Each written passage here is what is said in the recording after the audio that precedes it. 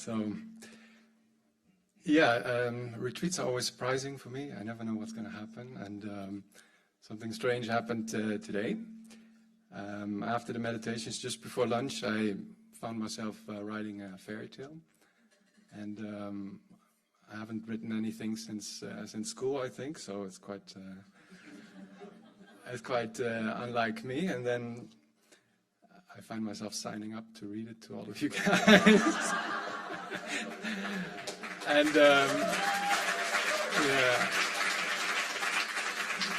yeah, thanks. I don't feel so brave anymore, so thanks for the encouragement. Once upon a time, a little whirlpool appeared in the stream. His friends called him Eddy. Eddy didn't know where he came from. He looked around and saw other whirlpools that looked just like him, only bigger. He didn't know where exactly he started or ended, but it didn't matter at all. He wasn't thinking about himself very much. It was so much fun being a whirlpool, just going round and round, playing with the water. Then one day, while playing and turning, Eddy saw, to his shock and amazement, one of the bigger whirlpools swallowing a smaller one and just moving on. "What just happened?" he asked to a slightly bigger and friendly whirlpool that he liked. "Well, you're a small whirlpool, Eddy, and if you do not make sure you grow big and strong, you will get swallowed by one of those big guys." "And then?" asked Eddy. "Well, then you're gone, buddy. It's game over for you." The small whirlpool was shocked and started doing a lot of thinking.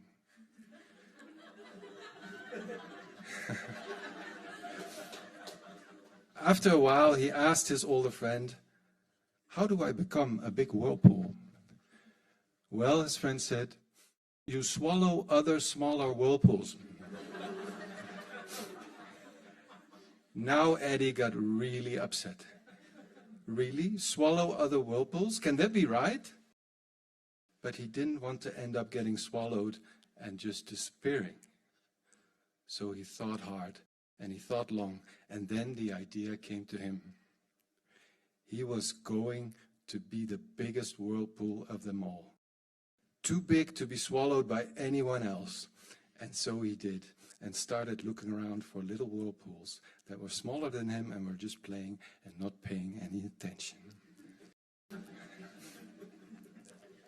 A long time passed, and little Eddy had become Big Ed. And Ed, who was now the biggest whirlpool of them all, was in a pensive mood. "I don't feel very happy today, even though I'm the biggest of all." He saw a few little whirlpools flow by, but he didn't bother chasing them. He was so big now, it didn't matter anymore.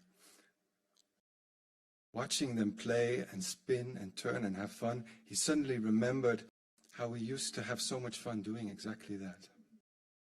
He felt a strange mix of happiness and sadness as he remembered little Eddy, and as the memories and sounds and feelings started coming back to him. Tears came to his eyes, but then he thought, that was so dangerous and irresponsible back then. He could have been swallowed so easily. What a careless little whirlpool he used to be. Good that he knows better now. More time went by, and one day he noticed that he had slowed down a little. He was shocked, and he checked again. Yes, it was true. Oh my, he thought, I'm spinning a little slower than before. And what's this? I shrunk a little. For no apparent reason. Shocked and confused, he swirled to his old friend, who had also gotten huge. Not quite as big as him, but they were both too big to swallow each other. So it was a safe friend to have.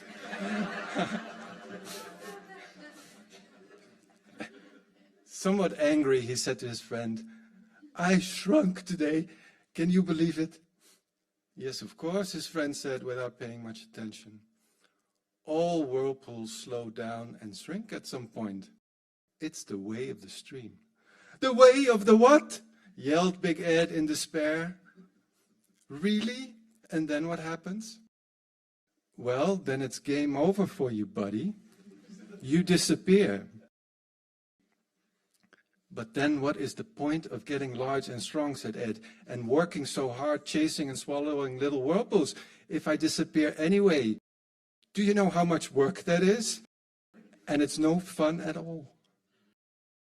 Angry and frustrated, he whirled away to a corner of the stream to sulk and be miserable by himself.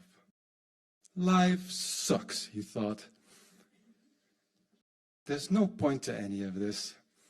To make things worse, a couple young whirlpools float by, laughing and having fun, bumping into each other.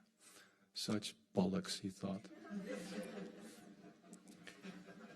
Exhausted, he fell in a deep sleep, and he had a dream. He dreamt of water, of endless water without any whirlpools in it. It was just water in all directions, as far as he could see. When he woke up, he remembered he had once seen a strange whirlpool who whirled by his corner of the stream on some days. There was something funny about him, something odd. He didn't seem to have a care in the world. He thought, maybe that whirlpool knows something I don't. A while later, he spotted this odd whirlpool pass by and decided to have a chat. Hello, he said, I'm Ed. What's your name? I'm Rupert, said Rupert.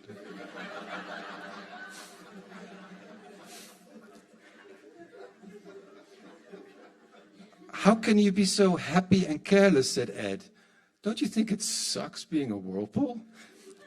It's so pointless. Well, said Rupert, yes, of course it sucks being a whirlpool, but I'm not a whirlpool. Bye. Rupert, wait. What do you mean you're not a whirlpool? I meant I'm not a whirlpool. Huh? Then what are you? Water, of course, just like you. Bye. And off he went, leaving Big Ed behind in confusion. Ed was so stunned that he forgot to keep spinning for a moment. And then it hit him. I am water. I was never a whirlpool. That's why I never knew where I came from, because I didn't come from anywhere. And if I stop spinning, I won't go anywhere. I was always here. And I just started spinning because it was so much fun. I remember now. How could I have forgotten? And on went the water, just spinning some more, enjoying itself. Just spinning for the sake of spinning. And it lived happily ever after. The end.